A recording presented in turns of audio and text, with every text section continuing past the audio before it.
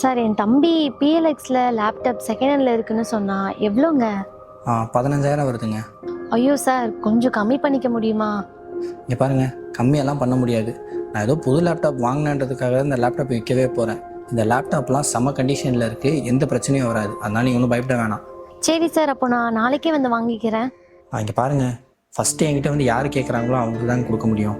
சரி சார், நீங்கள் யாருக்கும் கொடுத்துடாதீங்க, நானே வாங்கிக்கிறேன். சரிங்க, அப்படி உங்களுக்கு லேப்டாப் வேணும்னா அட்வான்ஸ் பே பண்ணிடுங்க. ஐயோ சார், என்கிட்ட ஜிபேல காசு இல்லை, கையில் தான் இருக்குது. நீங்கள் உங்கள் அட்ரஸ் சொன்னீங்கன்னா நானே வந்து இன்னைக்கு நேரில் வந்து வாங்கிப்பேன் சார். சரிங்க.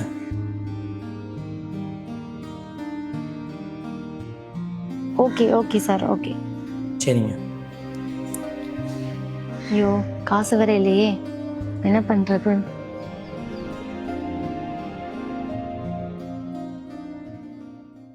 சார் சார்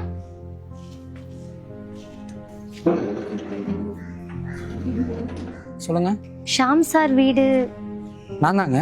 சார் லேப்டாப் கேட்டு கால் பண்ணியிருந்தேனே சார். லேப்டாப்பா? உனக்கா? ஆமாம் சார், ஃபோனில் கூட லேப்டாப் கேட்டிருந்தேன், நீங்கள் கூட அட்ரஸ் கொடுத்தீங்களே. இல்லைங்க, நான் உங்களுக்கு கால் பண்ணேன், ஃபோன் சுவிட்ச் ஆஃப்னு வந்துச்சு. இன்னொருத்தர் கேட்டாருன்னு அவருக்கு தரேன்னு சொல்லிட்டேங்க.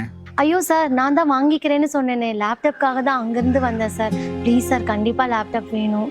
இல்லைங்க, அட்வான்ஸ்லாம் பே பண்ணிட்டாரு, நானும் தரேன்னு சொல்லிட்டேன், தான் யோசிக்கிறேன்.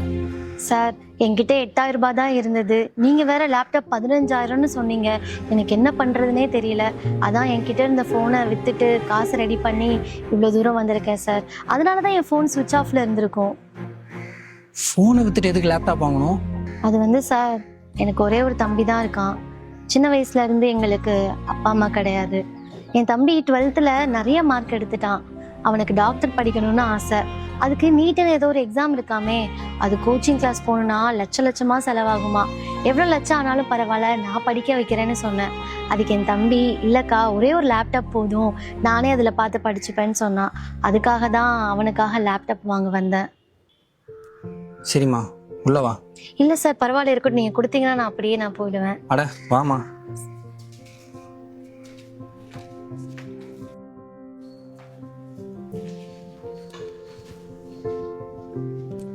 என்னம்மா லேப்டாப்? ரொம்ப நன்றி சார்.